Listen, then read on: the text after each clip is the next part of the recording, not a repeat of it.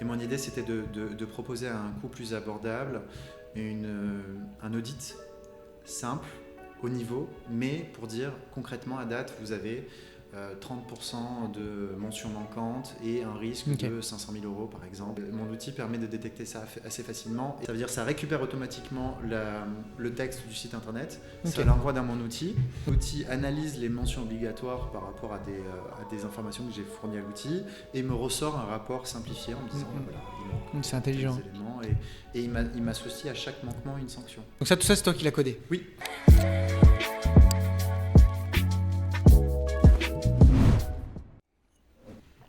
Alors, Romain, comment vas-tu? Ça va Louis, merci beaucoup pour l'invitation. Eh bien, de rien. Alors, Romain, comment je l'ai connu? Moi, je donnais des formations dans le réseau Anomia. Et dans le réseau Anomia, c'est un outil, c'est-à-dire qu'à l'intérieur, vous piochez des formations. Et il y en a qui sont plus assidus que d'autres. Il y en a où on sent qu'il y a un vrai bagage en termes de compétences. Et moi, je faisais des formations en marketing et en communication et dans le digital. Et Romain, il a participé à quelques-unes de ces formations. Mais c'était le type de personne qui me faisait toujours un peu peur parce qu'en fait, elle s'y connaissait énormément. Et en fait, on sentait qu'il avait un vrai bagou pour tout ce qui était développement et il avait un vrai bagage de compétences assez important. Et je voulais... du coup, j'ai appris à te connaître au fur et à mesure. On a beaucoup échangé. Ouais. Romain, c'est un avocat qui s'y connaît sur ce qu'il fait. Il est extrêmement... il met les mains dedans. Et en fait, ça se ressent et ça fait plaisir d'avoir des personnes comme ça. Et donc, je trouvais ça important de t'avoir ici. Parce que je sais que tu as fait plein de trucs. Tu as ouvert des boîtes. Tu es un avocat qui est un vrai entrepreneur. Et ça m'intéressait de t'avoir ton avis. Et je voulais... mettre en avant ce type de personnalité. Donc on va apprendre à te connaître et ça va aller de soi que de t'avoir ici. Je te laisse te présenter et puis ensuite on enchaîne sur un tas de questions. Je te laisse. Bah écoute, merci beaucoup Louis. C'est une présentation très, très élogieuse de ta part sur ma Que des personne. éloges pour mes invités. Non, mais c'est une bonne chose. Ça met à l'aise. Non, écoute, merci beaucoup. Je vais juste parler d'Anomia 2 minutes. Effectivement, sur la formation, c'est vrai que je trouve que c'est quelque chose d'important pour les avocats parce que malheureusement, on n'a pas beaucoup de formation business. Donc, ça a été un plaisir d'avoir tes conseils à viser dans ce cadre-là. Et puis après, on a pu d'échanger aussi. Alors, qu'est-ce que je fais? Donc moi, c'est Romain Mirabile, j'ai une trentaine d'années, je suis avocat depuis plus de 3 ans maintenant et j'ai un parcours assez classique à l'université, plutôt droit des affaires assez général, je suis resté général assez longtemps. J'ai commencé à Marseille et ensuite je suis venu finir mes études à Paris et dès la fin de mon cursus, j'ai essayé, dans la mesure du possible, d'optimiser. J'aime bien optimiser les choses et d'optimiser un peu mon parcours professionnel. Donc, j'avais quelques envies, mais j'ai essayé de rester assez généraliste. Et après, par ailleurs, on sait que c'est de plus en plus demandé. J'ai fait une école de commerce. Quelle école? J'ai fait l'ESSEC. Okay. J'ai fait l'ESSEC, j'ai fait un master spécialisé, du coup, qui était droit des affaires internationales et management. Okay. Ce qui m'intéressait, c'était pas vraiment le côté. Alors, ce qui m'intéressait, c'était le cachet sec. C'était le cachet sec, mais c'était aussi le fait d'avoir une formation un peu plus généraliste, d'avoir des notions en comptabilité, en finance, en marketing, etc. Parce que j'avais déjà une fibre un peu entrepreneuriale. Je savais pas pourquoi à cette époque-là, mais j'avais cette envie-là. Et donc, j'ai fait 1 an et demi d'école de commerce et j'ai fait aussi une alternance pendant 1 an chez Total Energy. Et j'étais le seul de ma promotion et je pense que parmi les promotions, je suis un des seuls à avoir fait vraiment une alternance, mais en management. J'étais dans un département Legal Operation, qu'on appellerait maintenant chez Total Energy, qui avait pour vocation à manager 600 juristes dans 60 pays, avec la mise en place d'outils pour la profession juridique et l'organisation d'autres systèmes. Mais voilà, j'avais un peu cette envie-là, et c'est dans ce cadre-là que j'ai découvert notamment un sujet qui va revenir au cours de notre échange, les Legal Tech, parce que j'étais en charge de la veille Legal Tech, que je ne connaissais pas à l'époque. On était en 2018 et le sujet était assez nouveau.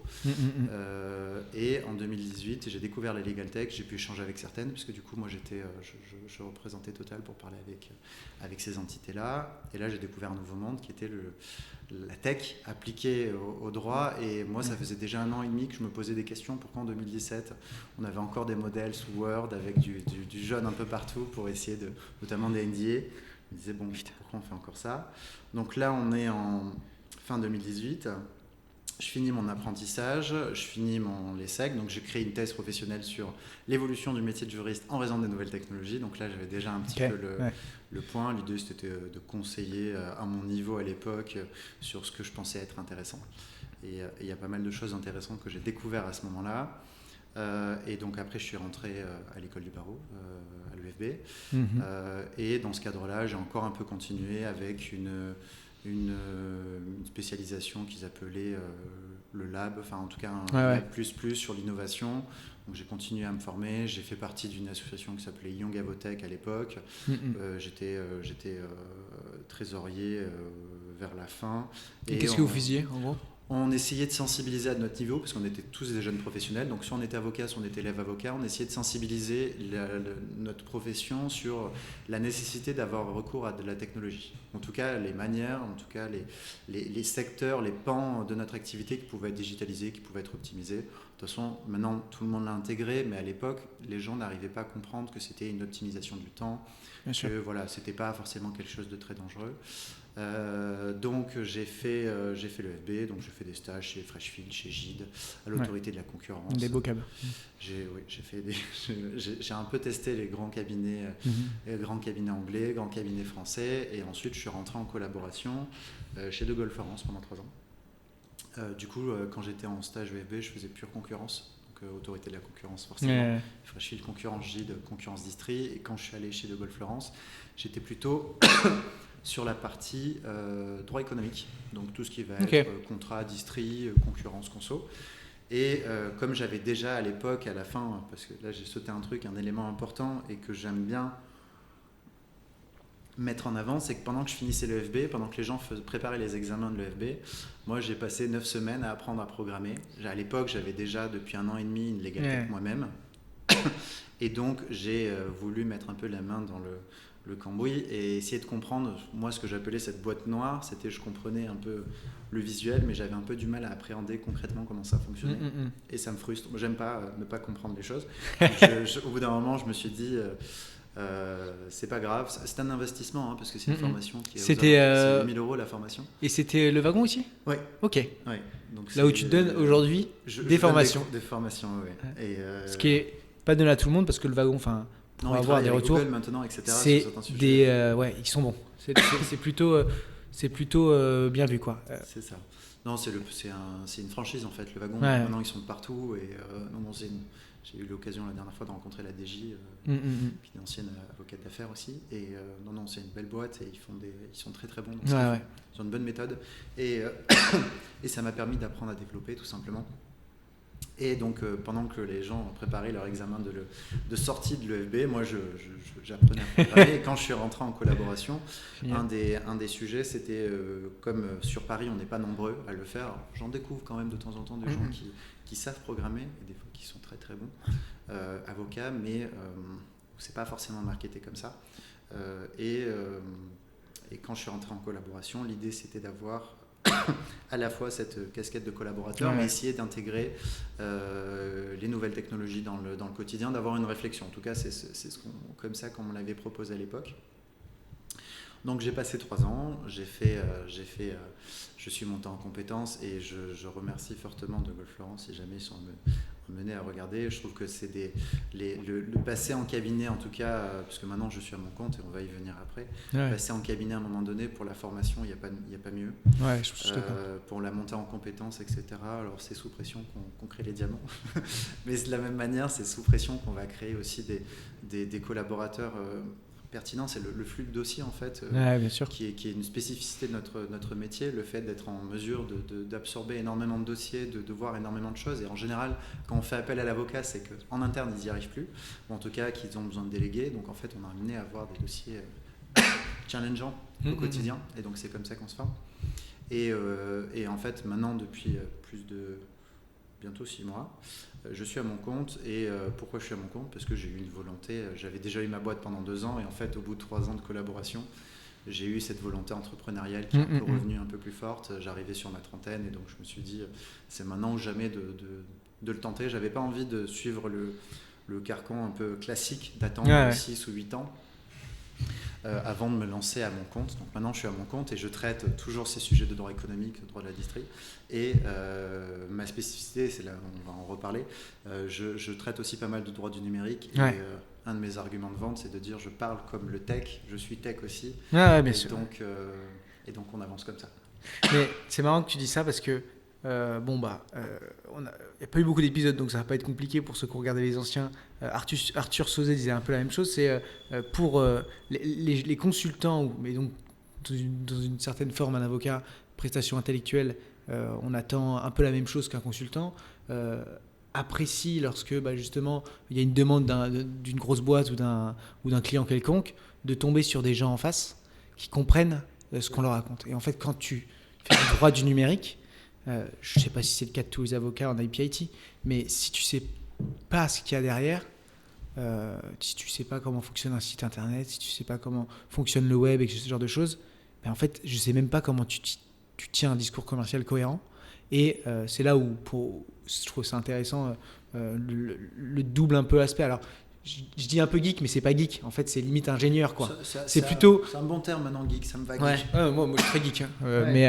Mais le côté ingénieur, c'est limite t'es avocat ingénieur, quoi. Et est-ce que finalement un avocat en IP/IT aujourd'hui, il n'a pas un petit peu cette obligation de ce côté-là de pouvoir comprendre et se faire comprendre par ses interlocuteurs?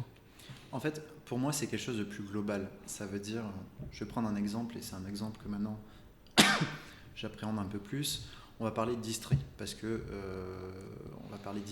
ça va peut-être être un peu plus subtil sur ce sujet-là.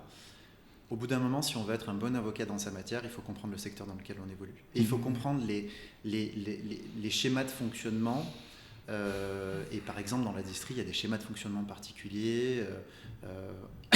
Il y a des fois, il y a des centrales de référencement, ils ne sont pas en direct, ils ne vendent pas en direct, donc on signe des contrats avec une personne pour quelqu'un d'autre.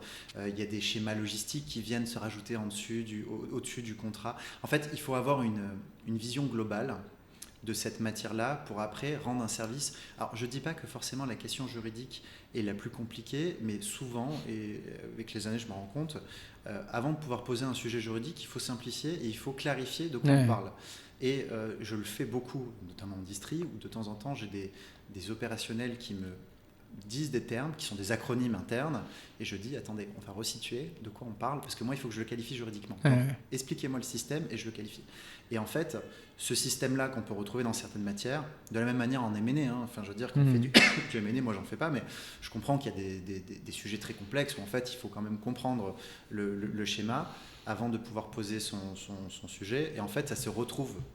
Et c'est un peu plus exacerbé en matière de numérique parce que ça bouge beaucoup.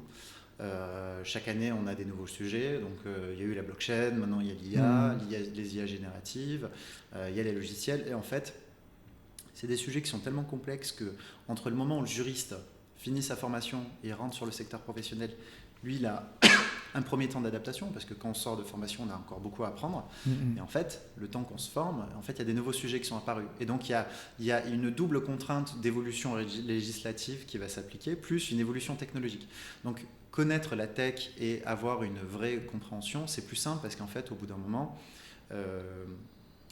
on n'a pas ce besoin de se faire expliquer par son client. D'accord, vous avez un sujet blockchain, c'est quoi la blockchain? Parce que moi, avant que je puisse réfléchir, alors dans les faits, je pense que des avocats qui travaillent depuis des années sur le sujet l'apprennent au fur et à mesure sur les dossiers, sur le tas, etc. Mais c'est vrai que rentrer, c'est un plus. C'est un plus de connaître un petit peu le sujet parce que on a des discussions qui sont plus simples parce que et j'ai pu déjà avoir des discussions avec des clients qui me disent oui, alors est-ce que vous avez un conseil qui connaît bien votre matière? Ils me disent non, moi j'ai un conseil un peu général. Je dis, du coup, comment ça se passe quand vous devez lui expliquer des sujets? Du coup, je prends un peu de temps pour lui expliquer. Donc en fait, c'est un plus parce que pour moi, c'est vraiment, on connaît le business model, on sait comment il fonctionne et on connaît les aspects techniques. Donc en fait, on purge une partie de la discussion. On dit très bien, je sais en fait comment fonctionner, je sais quel est votre modèle économique, je sais quelles sont vos priorités, comment votre tech fonctionne. Ok, c'est quoi le sujet? C'est quoi le sujet? Et on rentre dans le sujet directement. Et ça, c'est un plus. Et en fait, avec les années, je pense que ça va s'accentuer parce qu'on a de la technologie qui évolue beaucoup. Et je me pose la question, à date, je le laisse là parce que ça vient comme ça. Moi, c'est quelque chose que j'aurais voulu faire à l'époque. Je ne comprends pas pourquoi on n'a toujours pas de formation en programmation. Ouais, mais c'est ce que j'allais te dire. Est-ce que tu penses qu'à l'EFB, ou alors même plutôt à la fac, tu as raison, parce que l'EFB ne peut pas tout faire, il ne va pas y avoir justement des modules du wagon typique. Des mecs qui viennent. Alors je sais qu'à Kedge on avait eu ça, mais Kedge c'est une école de commerce, il y a plus d'intervenants. Mais nous on avait fait une semaine de code. Ça permet au moins, quand tu arrives dans une boîte, de comprendre que le mec, quand tu vas lui demander un truc, il va pas te le sortir comme ça. Et donc... Non, je pense que c'est quelque chose de positif. Après, je ne sais pas dans quelle mesure certains masters de propriété intellectuelle le font, parce que malheureusement, c'est un sujet qui a plus vocation à toucher des masters de propriété intellectuelle. Le problème, c'est que je pense qu'il y a de temps en temps une refonte à faire de la manière d'aborder la matière du droit, parce que finalement, on se rend compte que... Ça évolue trop vite aussi. Ça évolue très vite, mais en fait, les premières années, on nous donne une culture juridique, mais le problème, c'est que ce n'est pas une culture juridique qui est opérationnelle, et c'est pour ça que très peu de gens sortent de licence et commencent à travailler, parce qu'en fait, c'est impossible. On n'a pas de matière. On apprend le contrat en deuxième année, on n'en voit jamais. Moi, j'ai jamais vu de contrat avant de sortir de formation. Ouais. C'est quand même impressionnant. Je fais du contrat tout le temps, ça veut dire que je n'ai jamais vu un contrat. Ou peut-être dans un cours. Peut-être accentué, mais pareil, voilà. stage. Mais oui, pour moi, c'est essentiel, parce que en réalité, c'est essentiel dans le sens où, au bout d'un moment, si on veut comprendre dans le monde dans lequel on évolue, il va falloir quand même qu'on ait une vision. Alors, c'est pas compliqué non plus, c'est une autre manière d'écrire, et ensuite, c'est un fonctionnement.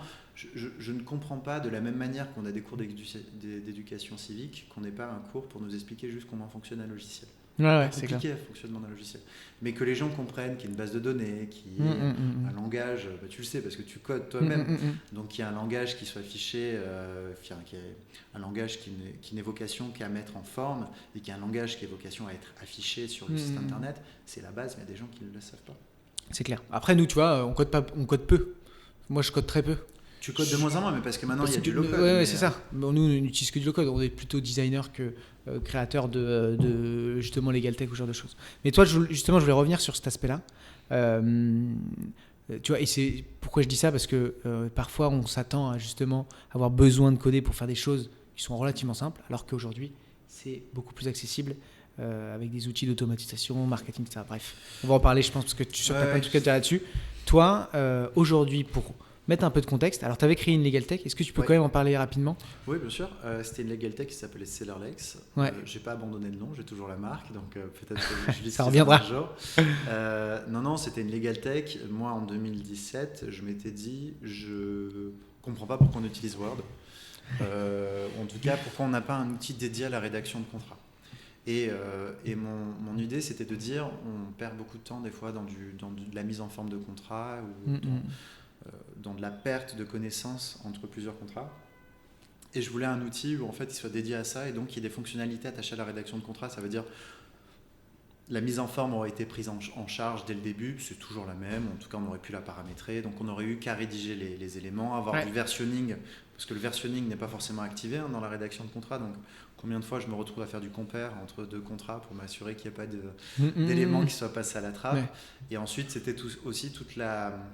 Garder la connaissance, parce qu'en fait ce qui se passe, c'est que souvent moi je vais rédiger, on est dans une équipe, je vais rédiger des Word, je vais avoir potentiellement dans un endroit des informations, et à chaque fois il va falloir que j'y réfléchisse. Qu'est-ce que j'ai déjà rédigé qui peut m'aider dans la rédaction de mon élément? Est-ce qu'il y a déjà une clause que je pourrais utiliser, adapter, etc. Et en fait ça c'est déjà fatigant, parce que ça demande beaucoup d'énergie de se souvenir de l'intégralité des clauses. Donc avec l'expérience on s'en souvient, mais ça prend du temps, et en fait c'est pas répercutable avec ces équipes. Ça veut dire que s'il y a une autre personne qui a rédigé un contrat où en fait il y a déjà des clauses qui sont hyper intéressantes, on ne le sait pas, et des fois malheureusement il y a beaucoup de pertes comme ça. Et mon idée c'était tout simplement, par exemple à la fin d'un contrat, de sélectionner 3-4 clauses et qu'elles puissent être sauvegardées dans un clausier contractuel.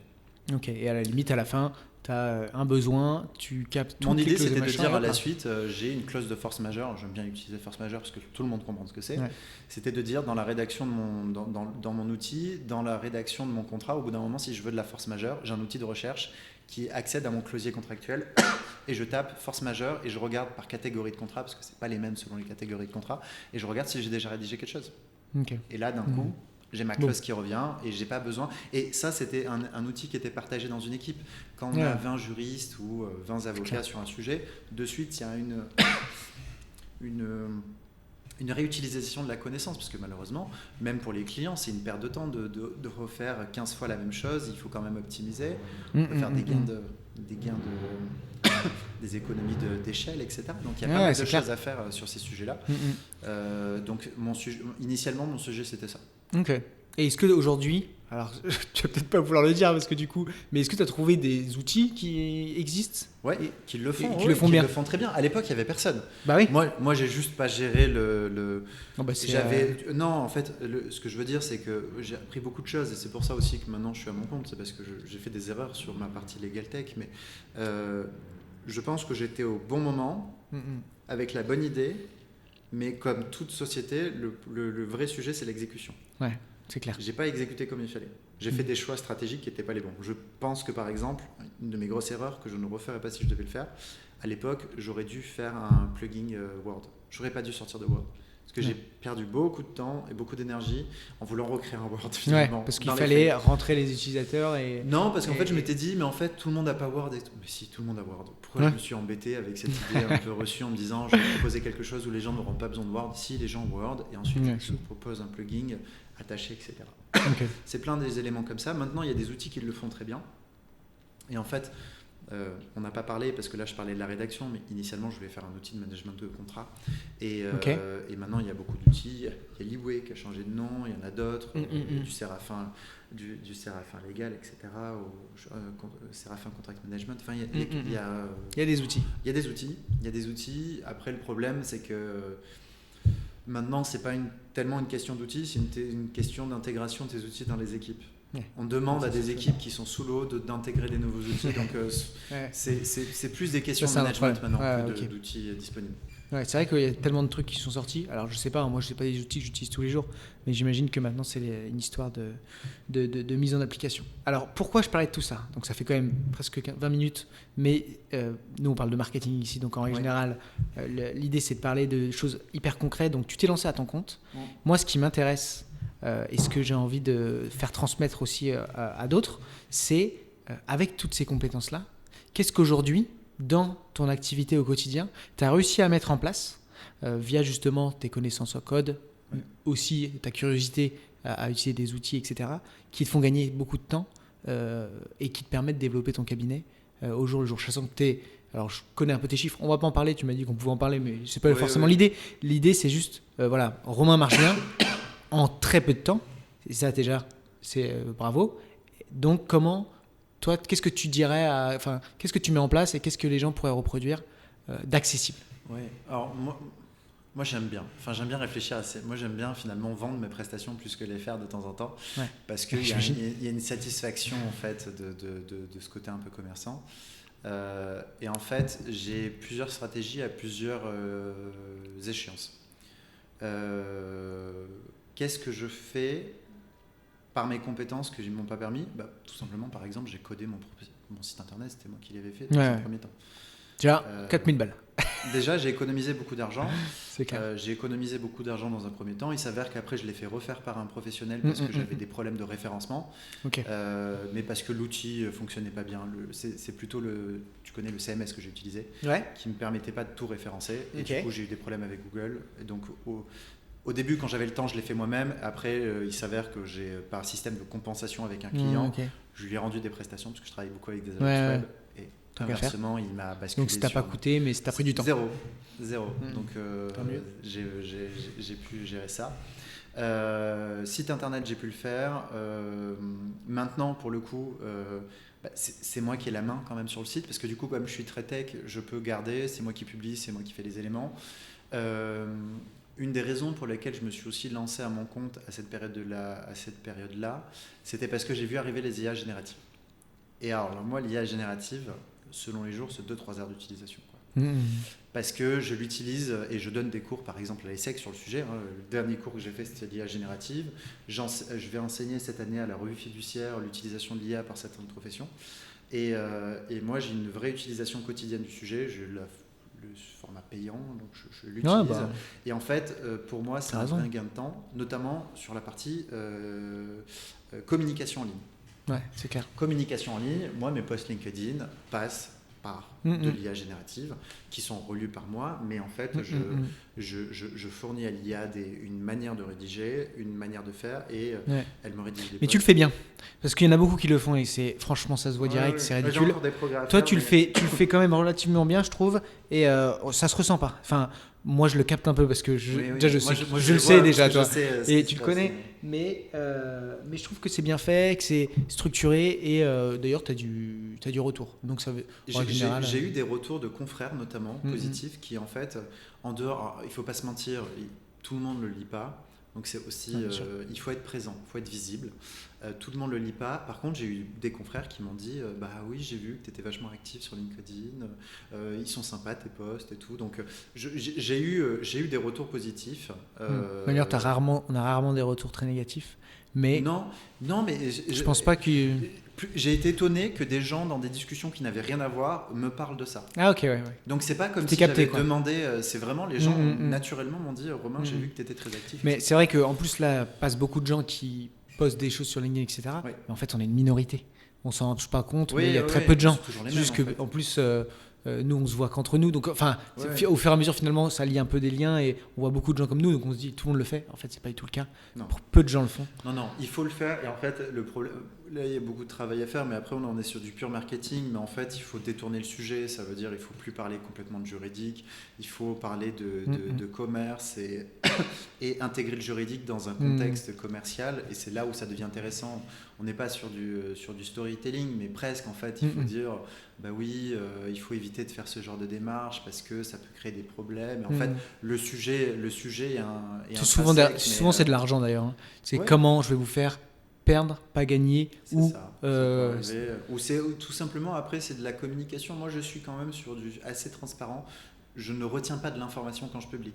Je publie et après je suis très honnête. Je sais que les gens éventuellement ils vont avoir de l'information que moi que j'ai développée, mais dans les faits je sais très bien que c'est pas pour autant que de suite ils vont devenir experts du sujet. Ils vont se dire en fait déjà ils vont pas lire tous mes posts, donc ils vont pas avoir l'intégralité du sujet et en fait ils vont revenir en disant et puis t'apprends aussi. Toi t'apprends en faisant ça.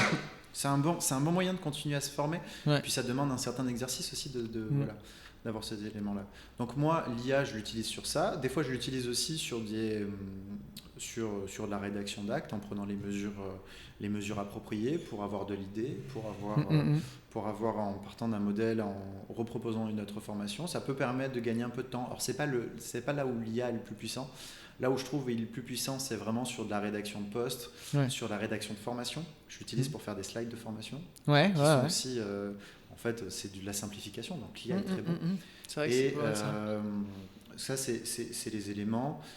L'IA, je l'utilise maintenant. Il y a un autre sujet là. Je développe aussi. J'essaye par le biais de la technologie et de mes compétences un peu uniques dans mon secteur, de proposer des nouveaux services et de proposer des nouvelles manières de service. Et par exemple, l'IA, je l'ai utilisé pour proposer le premier outil en France d'audit de site e-commerce. Ça, c'est ça dont je voulais que tu me parles. Moi, c'est parfait, ça se fait naturellement. C'est par exemple un sujet, et ça, je l'ai codé moi-même avec de l'aide de l'IA aussi pour m'aider, parce que ça a été codé en Python. Qui était un langage de programmation que je connaissais mal. Donc, avant d'aller trop dans le technique, qu'est-ce que c'est, à quoi ça sert et dans quel but? En fait, mon idée c'était de rendre un peu plus accessible une conformité juridique de certains sites e-commerce, parce que le sujet c'est qu'en fait l'avocat c'est facturé principalement à l'heure, et avant de pouvoir avoir recours à un avocat, des fois on a besoin de savoir ce qui se passe. Et de savoir quel est son niveau de maturité en interne ou son niveau de risque. Okay. Et en fait, mon outil permet de détecter ça assez facilement. Et pour chaque mention obligatoire, il y a des sanctions associées. Et donc, ça se cumule aussi très vite. Okay. Donc, en fait, très rapidement, on peut identifier quel est son niveau de risque et de se dire après, c'est toujours une gestion du risque, est-ce que je vais aller plus loin? Mais moi, ce que je propose, c'est de dire, là, à date, voici ce qui arrive, voici votre risque, voici les mentions éventuellement manquantes. Si vous voulez aller plus loin, je vous propose une prestation, mais en tout cas, je déduis le premier audit. Mon idée, c'était toujours, c'est du marketing, créer l'envie, Bien c'est sûr. de créer le besoin. Et en fait, le problème, c'est que de temps en temps, il dit, je suis pas certain, etc. Donc, ce qui se passe avant, comment on fait? En fait, c'est l'avocat qui va venir, qui va regarder. Avant la première réunion, il va regarder rapidement. Il va dire, voilà, j'ai vu qu'il vous manquait déjà quelques éléments. On ne connaît pas par cœur les sanctions associées à chaque, donc après, moi, de temps en temps, ce que je faisais, c'est que je regardais les sanctions et je leur disais dans la réunion, voilà, il y a déjà ça, par exemple, ça c'est 75 000 euros d'amende, ça c'est 375 000 euros d'amende. Et voilà, là, l'idée c'était de le faire automatique, et donc là, par exemple, je mets un URL, ça me scrape, parce que c'est de l'information publique, donc ça scrape, donc pour les personnes qui ne connaissent pas, ça veut dire ça récupère automatiquement le texte du site internet, ça l'envoie dans mon outil. Donc ça, tout ça, c'est toi qui l'as codé? Oui, ça l'envoie dans l'outil, l'outil analyse les mentions obligatoires par rapport à des informations que j'ai fournies à l'outil, et me ressort un rapport simplifié en me disant, voilà, il manque c'est intelligent. des éléments, et il m'associe à chaque manquement une sanction. Donc ça permet de... et ça, c'est quelque chose que... Et là, ça fonctionne, etc. Oui, ça fonctionne. Génial. Et c'est dispo en ligne, c'est-à-dire que moi, demain, je peux aller mettre mon lien, ou c'est toi qui prospectes, tu mets les liens des... Je veux garder la main sur le sujet parce que c'est quand même un outil qui est en train d'être développé. Donc tant que j'ai pas suffisamment de recul, il y aura toujours un contrôle qui sera fait de mon côté. Pour moi, donc, ils n'ont pas leurs résultats tout de suite? Non. Alors, ça prend... il me faut moins d'une heure. Mais ce que je veux dire, c'est pas je mets mon lien et automatique. À terme, ça le sera. Mais je voulais garder un peu la main sur le sujet aussi. Ça te permet d'avoir un lien. Pour l'instant, par exemple, vu qu'on parle de développement, j'ai des tiers qui le proposent. Des agences web, etc., qui travaillent sur du e-commerce. Tu as trouvé un réseau de prescripteurs qui le propose directement en partenariat avec moi. Et de la même manière qu'ils proposent des audits techniques, ils proposent maintenant un audit juridique. Ok, sympa. Et donc, comme ça, à la limite, tu bosses en backup avec eux. Ils n'ont même pas forcément besoin de te présenter. C'est toujours moi, de toute façon. C'est moi qui rentre les URL dans mon outil. C'est moi qui ai la main sur l'outil. Par contre, c'est eux qui... mais c'est pas toi, après, qui est en front avec les clients. C'est eux qui disent, voilà, on a notre avocat partenaire qui a payé ça. Mon idée, c'est quand même de garder un certain contact avec le client. C'est au moment du rendu, j'aimerais bien avoir 15 minutes d'échange avec eux. En leur disant, voilà, je vous donne l'outil, je vous le dis. Moi, ce que j'envoie, c'est ça. Et je leur dis, voilà, vous êtes en risque. Et je tâte un peu le terrain. Vous faites quoi? Vous faites combien de chiffres? Ok, très bien. Et éventuellement, je leur dis, effectivement, vous avez du risque. C'est peut-être un peu tôt pour vous. Vous devez les prévoir dans 6 mois. Mais voilà, vous le savez maintenant. Et donc, ils me voient. Il y a aussi une question de confiance. Il faut que la personne qu'ils aient en face, ils puissent comprendre qui c'est, etc. Et je trouve que c'est important qu'ils aient une... Donc, mon idée, à terme, ça serait qu'au moment du rendu, ils aient un échange même de 10 minutes avec moi pour qu'ils voient qui était derrière le... Ouais, carrément. Et puis ça rassure en plus. Même en termes pour l'agence, c'est valorisant d'avoir un avocat qui arrive et qui dit, c'était pas un truc vite fait où on a checké un truc sur Google. Non, c'est toi qui étais là. Ça, c'est vraiment très intelligent. Et en fait, c'est un outil. Du coup, tu as créé un outil de prospection. Je peux l'utiliser pour la prospection. Non, mais c'est imbattable en fait. Tu fais ce que en fait, les gens font à la main toute la journée.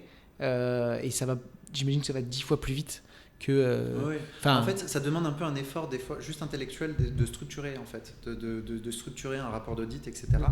Et ça permet ensuite après d'aller. Et par exemple, si tu te dis, vas-y, aujourd'hui, j'ai rien à faire, je vais prospecter à fond. Comment tu gères ta journée? Tu vas t'en faire un paquet puis t'envoyer. Je ne l'ai pas encore fait parce que pour l'instant je n'ai pas ma journée libre pour la prospection, ce qui est une bonne chose. Mais oui, je pense qu'à terme, si vraiment je voulais le faire, je pourrais éventuellement leur dire que j'ai regardé par curiosité leur site internet et leur donner juste parce que je fais les mentions légales, la politique de confidentialité cookie et les CGV. Donc vraiment toute l'intégralité. Donc j'ai un rapport d'audit par chaque. Et je pourrais très bien leur dire, voilà, je fais ces éléments-là, ça pourrait vous intéresser. C'est de la prospection très personnalisée. Et je leur dis, voilà, premier rapport d'audit sur les mentions légales. Et puis je peux faire pareil sur les CGV, politique de confidentialité. C'est clair. Et puis moi, c'est la guerre, pour moi, pour parler de prospection en général et d'email, notamment marketing. Quand tu arrives avec... toi, tu en reçois, j'imagine, toute la journée des emails marketing, des mecs qui te contactent pour faire de l'emailing, pour faire quoi que ce soit, des milliers de choses. Et c'est toujours les mêmes mails. Même nous, à titre perso, chez Orama, on envoie différents types de mails. Il y en a qu'on envoie un peu, dans la chance, vous êtes avocat, vous avez besoin d'un site internet, bonjour. Et il y en a où on envoie audit, tac, on regarde leur site, on dit vous auriez pu faire ça, ça prend un temps fou. Et en fait, pas coder encore mais d'analyseur parce qu'il faut l'œil humain pour le moment et je suis pas sûr. ChatGPT et Google sont pas capables encore de voir qu'un site est moche ou un site est beau. Ils peuvent lire, mais ils peuvent pas comprendre que le design va pas, etc. Ils peuvent capter que les performances sont. Donc, ce que tu as fait, c'est un super outil de prospection et c'est une belle manière d'avoir réfléchi le problème un peu de ton client, quoi. C'est ça. Et ce qu'il faut comprendre, c'est que là, je le fais pour 3 types de documents. Je pense qu'à terme, je peux le faire pour d'autres contrats. Le problème que j'ai là actuellement, c'est plutôt sur des questions de confidentialité. Il faut que je règle l'outil pour que... Là, comme c'est de la donnée publique, il n'y a pas trop de questions. Parce qu'en fait, c'est en ligne déjà, donc moi, je ne crée rien de particulier.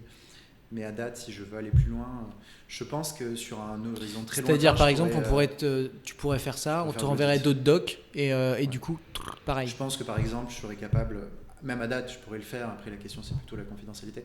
Je pourrais vérifier des contrats d'agents commerciaux et vérifier si, par rapport à mon expérience, il y a les mentions un peu standards, etc. Et je pourrais proposer de l'audit rapide de contrats. Mais plus en profondeur, quoi. Plus en profondeur. Et en fait, c'est toujours pareil, c'est un premier niveau, niveau d'analyse, en fait. Après, on va un peu plus loin. Mais de dire à quelqu'un, j'ai lu en fait, c'est aussi un gain de temps pour moi. Ça veut dire que je ne vais pas passer 2 heures alors que je ne suis pas sûr derrière d'avoir quelque chose, ou même 1 heure.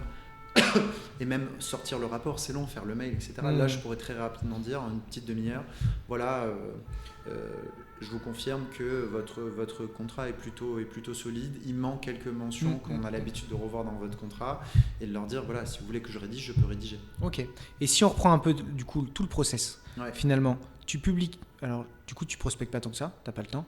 Donc toi, tu as prévu tes publications ou tu proposes ce type de choses? Moi, ce que je prévois, c'est que je prévois de la publication LinkedIn sur 1 mois. Ouais. Donc pendant 1 mois, j'ai de la publication LinkedIn. La publication LinkedIn sur 1 mois, c'est moins de 4 heures de travail. Et c'est 3 ou 4 fois par semaine. Je rédige avec de l'IA. Ouais. Donc du moment que j'ai mes sujets en tête... Je mets tellement de temps. Je mets tellement de temps. Mais bon. Oui. Non, mais en fait, mon idée, c'est d'être présent. J'ai pas besoin d'être hyper pertinent tout le temps, j'ai besoin d'être présent et j'ai besoin que les gens m'identifient sur une thématique. Oui, parce que tu répètes un peu toujours la même chose, j'imagine. Oui, mais sauf que les gens lisent pas tout à chaque fois. Non, bien sûr. Et ça, c'est important de le dire. Ouais, tu vois. Les gens lisent pas tout à chaque fois. Et le niveau de concentration. Et le fait de dupliquer aussi son contenu, c'est pas. Alors moi, j'ai du mal, parce que dans ma tête, j'ai encore du mal à m'en défaire, de me dire les gens lisent. Les gens, Louis, ne lisent pas tout ce que tu écris, et normal. Mais du coup, décliner son contenu, le réutiliser, le refaire vivre. On peut le reformuler 3-4 fois, il n'y a pas de problème. Et puis on raconte une histoire autour d'un sujet. On fait un post très technique, ensuite on raconte une histoire, ensuite on fait un post un peu React. La dernière fois j'avais fait un post en disant je suis énervé que je revois encore des e-commerçants faire ça. Et c'est des posts qui fonctionnent même mieux que les posts purs techniques. Ouais, c'est clair. Parce que c'est plus facile à lire, etc. Ouais, bien sûr. Et du coup, les gens, tu les renvoies vers quoi? Vers ton site internet? Non, dans un premier temps, là, je suis plutôt sur je les renvoie des fois pour la prise de contact en leur disant, voilà, si vous avez une question, un truc comme ça. Ouais. Calendly fonctionne très bien. Et après, pour moi, là, par exemple, on parlait de prise de contact. J'avais déjà essayé de prendre la prise de contact avec des partenaires qui pourraient être intéressants, etc. J'ai un niveau de retour beaucoup plus intéressant depuis que je leur dis que j'ai créé un outil. Pour des partenaires qui font de l'e-commerce, etc. Et quand je leur dis, attendez, j'ai créé une première en France, c'est un outil, etc., les gens me disent, ah oui, je veux bien échanger. Ouais, carrément. Parce qu'avant, je leur disais, je suis avocat, je fais de la tech. Mais en fait, parce que, déontologiquement, de toute manière, tu peux pas aller faire un audit et leur envoyer directement. C'est de la prospection par mail. Normalement, tu es censé avoir une première arrivée ou... Non, là, je parle des partenaires. Je ne parle pas directement des d'accord. clients. Je parle vraiment de partenaires. En fait, de toute façon, je vais être très honnête, la prospection en direct, je ne vois pas trop l'intérêt. Parce que c'est essayer de démarcher une personne par une personne. Ouais. Bah, ça dépend si tu as justement... je ne sais pas si tu arrives à... mieux démarcher une personne qui t'en envoie 10. Ah oui, non, mais ça je suis totalement d'accord. En fait, c'est-à-dire que tu as créé un réseau de prescripteurs qui justement, d'ailleurs tu m'avais demandé, pour être transparent, de bosser avec moi et tout. Alors moi, c'est des avocats, donc en général, les mentions légales, ils les écrivent eux-mêmes. Donc c'est vrai que ça m'arrive jamais, on me demande jamais un audit juridique, quoique ça pourrait arriver en vrai, et j'aurais plaisir à les renvoyer vers toi. Mais c'est exactement... des fois, il faut... C'est penser, moi je veux toucher des gens qui ont de l'argent. Qui s'occupe des gens qui ont de l'argent? C'est plutôt c'est des manières de penser, quoi. Et là, en l'occurrence, toi, qui s'occupe des gens qui font des sites de e-commerce? Les agences de e-commerce. Ouais. Donc, à y toucher. Et ça marche pour toutes les activités en règle générale. Qui mettent à disposition mon outil, ce sont des sites qui sont spécialisés dans la création de e-commerce. Voilà. Okay. Et eux, ils trouvent un intérêt. Mais bien sûr. Bah, ça rend fou de la confiance client, etc. Pour avoir un avocat plein qui s'occupe de ça, ça va leur coûter. Hein. Puis en règle générale, c'est pas des grosses équipes. Non. Donc, mais en fait, là, on parle d'un sujet purement marketing, mais en fait, le sujet, c'est que c'est pas inintéressant de faire alors, ça existe, on peut faire de la prospection très personnalisée, etc. Mais on ne parle pas de prospection, mais en tout cas, on prend attache avec certaines personnes dans un contexte particulier, mais en respectant certaines règles déontologiques, notamment leur disant le prix de la prestation, galère, hein. Etc.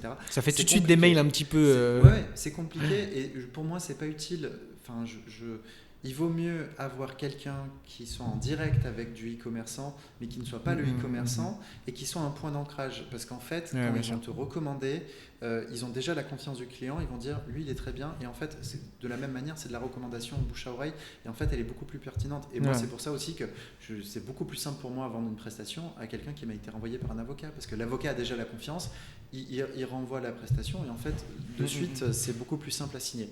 Par contre, l'avantage, c'est que quand il me renvoie éventuellement ces clients-là, ou même qui ont des doutes, etc., ben maintenant, je vais être en mesure très rapidement de leur dire, écoutez, très bien, vous avez un sujet, je peux vous faire déjà... vous m'avez été mis en contact, je vous fais un audit. Je vous envoie les 3 docs, et ensuite, on fait une réunion et on en parle. Et là, il va y avoir un besoin. Là, je sais que, par exemple, j'avais une cliente qui n'était pas prête pour faire du e-commerce. Je sais qu'on avait déjà échangé. Je vais lui envoyer le rapport d'audit. Je vais dire, pour info, j'ai créé l'outil. Ouais, bah tant qu'à faire. Je vous le laisse. Prends 5 minutes. Et vous revenez me voir quand vous êtes prêt, mais même pour montrer par exemple au CIO, etc., ils auront un élément... Et alors du coup, c'est très clair, et je trouve que c'est une très bonne stratégie. De toute manière, on en avait déjà parlé, et tu le sais, mais et puis tu le vois dans la manière dont le cabinet se développe, parce que toi, tu prends peut-être... C'est ton activité, donc c'est toujours difficile de prendre du recul, mais quand tu me parles des chiffres, c'est quand même ça cartonne. Et c'est quoi la suite? Pour moi, la suite, c'est de continuer à essayer de proposer des services un peu différents avec de la tech, ou être différenciant. Au plus tu es différenciant, au plus tu es unique, au moins tu es en concurrence avec d'autres personnes en fait. Avec un outil comme le tien, déjà, tu t'es affranchi d'une certaine concurrence. Oui, ça va m'aider, c'est sûr et certain. Mon idée, c'est mon objectif, parce qu'on n'a pas parlé, mais j'ai d'autres manières d'acquisition de clients. Alors à long terme, j'ai mon site internet que je suis en train de développer, etc. Mais ça, je savais que c'était à long terme.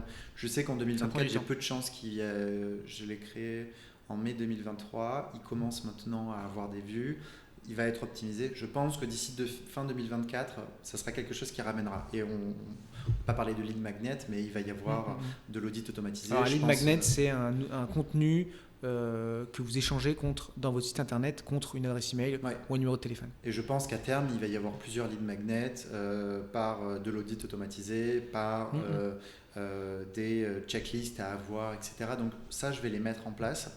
Et il va y en avoir plusieurs. Donc je pense que fin 2024, mon site internet ramènera de la clientèle. Ouais, c'est clair. Mais pour l'instant, c'est une vitrine.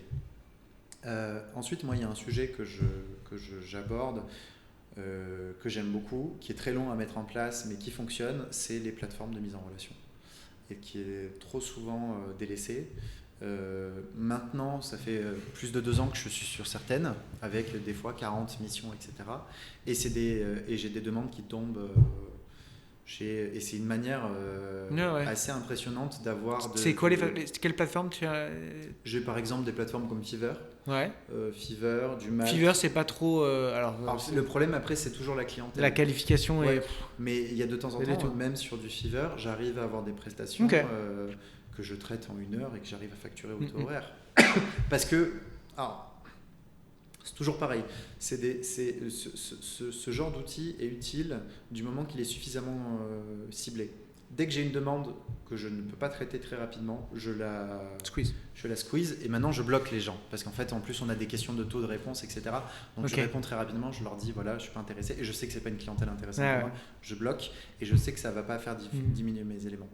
Mais on est sur des plateformes, c'est pas anodin, on est sur des plateformes à 5 chiffres en 1 an et demi. Enfin, C'est clair. Et je ne fais plus d'efforts. Ça veut dire que ça vient naturellement. Et en général, j'ai 2 à 3 demandes par mois qui viennent. J'en garde des fois et j'en signe en général 1 à 2 fois. Et c'est même pas une journée de travail. Donc en fait, naturellement. On en parlait avec Alizé Chazal. Donc c'est des plateformes comme Malte, Fiverr. Tu en as sur d'autres? J'ai essayé, mais il y en a moins. En même temps, c'est là où les communautés sont. En fait, on peut continuer à en créer des milliers. Et il en existe pour les avocats. Mais en fait, les gens, ils sont chez Malte et Fiverr. Et donc, en règle générale, déjà aller dans les plus grosses, c'est un bon moyen de. Upwork aussi. Ouais. Upwork où et en fait, de temps en temps, et ça, c'est un point qui est pas assez abordé, c'est que de temps en temps, après, ça devient des vrais clients. Moi, j'ai un client. Ouais, bien sûr. C'est des vraies personnes. Je l'ai eu une première fois sur la plateforme. Alors, en plus, c'était un client qui avait payé à peu près correctement. C'était une prestation à un peu plus de 3 000 €. Et en fait, derrière, au cours de l'année, j'ai eu 15 000 € d'honoraires avec eux. Ouais, et c'était mon premier client récurrent par une plateforme comme ça. Non, mais il faut aller dedans. Surtout si vous galérez à trouver des clients, c'est des bons moyens. C'est le nerf de la guerre. Hein. Moi, c'était la première chose que alors je me prostituais, mais c'était là où j'avais trouvé mon premier client en montage vidéo, quoi. Alors que je savais pas faire de montage vidéo. C'est juste, j'ai dit, vas-y, je vais faire de l'argent. Mes 2 premières prestations, j'avais vendu 50 € le fait d'avoir un tampon copie exécutoire d'une décision du bâtonnier que j'ai mis 2 mois à avoir. Ouais, donc parce que je ne savais pas faire, mais parce que je voulais ma première mission. C'est toujours comme ça. Et la deuxième mission, c'était peut-être une prestation à 100 €. Ouais. Et pareil, des prestations qui mettaient un peu de temps, je pense que. Et en fait, ça t'a permis d'avoir des petites notes et puis de sortir du lot. C'est toujours pareil. C'est du long terme. Donc en fait, dans un premier temps, il faut admettre de brader sa prestation. 900 balles la journée, 0 étoile, t'as pas envie d'y aller, quoi. Enfin, j'imagine que c'est ça. Oui, c'est ça. Et en fait, par exemple, sur Malte, j'ai demandé à des clients habituels que je connais bien, qui sont devenus des amis, de leur dire, là, on a fait 2 prestations ensemble. C'est des prestations qui sont pas forcément à forte valeur ajoutée. Viens sur Malte. Je t'invite et tu valides la prestation sur Malte. Oui, c'est clair. Faut pas hésiter. Et ça, c'est des sujets. Bien sûr. Et je sais qu'il y a des avocats qui fonctionnent très bien sur ces plateformes-là. C'est clair. Qui, en fait, c'est un peu bête, mais un site internet, ça a 5-6 000 vues par mois ou 30 000 vues par mois. Ça, c'est beau site. Hein. C'est ce que j'ai. Mais pas clic, vu. Hein. Ça veut dire que tu apparais sur la première page. Ah pardon, non, d'accord, excuse-moi. C'est pas la même chose.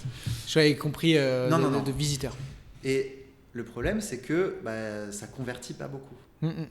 Sur du Fiverr, par exemple, j'ai 2000... Bien sûr, les gens, ils cherchent. Oui, mais en fait, ils cherchent spécifiquement pour une demande. Et en fait, ils sont là pour payer aussi. Ils ne sont pas juste en train de faire une recherche. C'est déjà de la recherche qualifiée sur ces plateformes-là parce qu'ils cherchent un prestataire.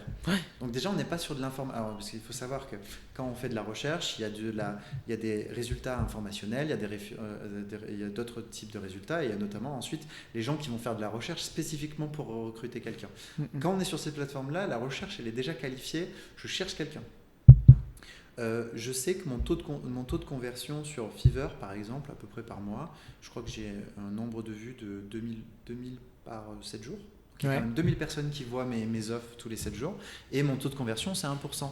Donc ça veut dire que de temps en temps, j'ai 1%, un peu moins d'1%. Donc ça correspond à 2, 3, 4 missions par truc. Et en fait, c'est énorme parce que qui a 4 demandes qui viennent sur ce site internet par mois quand le site est tout nouveau, etc. Personne. Et en fait, ça, c'est des vrais fonds de roulement. Puis après, de temps en temps, on a des belles missions. Et de la même manière, sur d'autres plateformes, il ne faut pas hésiter, dans un premier temps, à essayer de rentrer sur la plateforme, de proposer des tarifs intéressants. Et puis, pour remettre en gros le principe d'un site web, en fait, effectivement, l'objectif... en fait, il y a très peu de gens, il y a très peu d'avocats qui ont des sites internet bien référencés, qui apportent de la clientèle. Faut que les gens...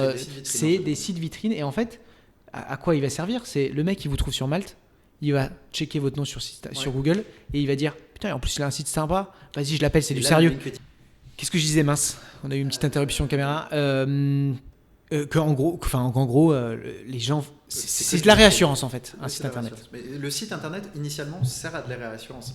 Il y a peu d'avocats. Alors moi j'ai pas de chance parce que du coup je suis sur un secteur un peu numérique, donc souvent c'est des avocats qui savent ce qu'ils font. Et il y a quand même pas mal de sites dans le numérique qui sont très bien référencés. Ouais, c'est vrai. Donc, pour C'est ça, vrai. j'ai pas trop Et parce de que temps, en fait, vos utilisateurs utilisent beaucoup. Oui, et puis en fait, ils le savent qu'ils viennent vos par clients Internet. utilisent beaucoup donc, Internet. Ils les optimisent. Mais oui, tout ça pour dire que c'est des vrais moyens d'acquérir une certaine... Par contre, j'ai vu des cabinets où là, pour le coup, il y avait vraiment beaucoup de trafic. Ouais. Et quand c'est bien optimisé, c'est extrêmement puissant. Mais c'est des... Enfin, en fait, il faut quelqu'un qui est généraliste à Paris et qui crée son site internet et qui s'attend à tomber, que des gens tombent dessus naturellement, c'est un mirage. Et les gens qui vendent ça, c'est des escrocs. Ouais. Et moi, j'ai l'impression de faire des fois, j'ai des clients où peut-être je suis un peu décevant pour eux dans le sens où je leur dis, mais en fait... La vie, c'est pas comme ça. Sinon, tout le monde aurait un site internet et tous les avocats, ils seraient millionnaires. Mais en fait, c'est la concurrence, quoi. Oui, après, moi, je pense très honnêtement que quelqu'un qui sort de sa casquette d'avocat et qui a une casquette d'entrepreneur et qui aujourd'hui se lance, on peut fonctionner. Je vais te donner un exemple. On n'en a pas parlé, mais on parle de développement commercial, donc je pense que c'est intéressant. Moi, actuellement, je me vends en détachement. 2 clients chez qui je suis détaché. Et pour moi, c'est une vraie stabilité financière. Ça veut dire que c'est un autre... Je l'avais identifié. Je ne pensais pas que c'était aussi intéressant. Et en fait, actuellement, alors c'est pas mon chiffre global, mais c'est vrai qu'il y a des mois, je fais 50% en détachement et 50% en éléments. Et en fait, ça permet d'assurer un fonds de roulement, ça permet de créer une relation avec un nouveau client que je n'aurais pas forcément eu, parce que quand on parle de détachement, on parle souvent de grosses sociétés. On ne parle pas d'une petite agence web. Bien sûr. Voilà, on parle de grosses sociétés qui ont des besoins, souvent dans le cadre de management de transition. Et moi, ça me permet d'assurer de prendre des attaches avec des nouvelles personnes, de développer mon réseau, voilà. Et en fait, c'est une manière de faire fonctionner son activité. Il y en a pas mal qui le font. Mais c'est quelque chose qui est assez, qui peut être assez oublié. Et en fait, c'est une bonne manière de... Et puis c'est souvent des belles missions en plus. Enfin, pour le coup, quand on est indépendant et qu'en fait, limite, on devient juriste. Enfin, en fait, on est directeur juridique, même. Enfin, peut-être pas directeur juridique, mais ça peut être le cas, quoi. Effectivement. Et aussi, mais alors ça c'est vraiment autre chose, c'est pas du développement commercial justement, c'est que vous en défaites, c'est souvent les meilleurs postes de DJ qui sont récupérés comme ça. C'est des boîtes qui disent en fait on a eu un avocat, il est top du top, on le prend et ça part comme ça en fait. Qui deviennent DJ après. Oui.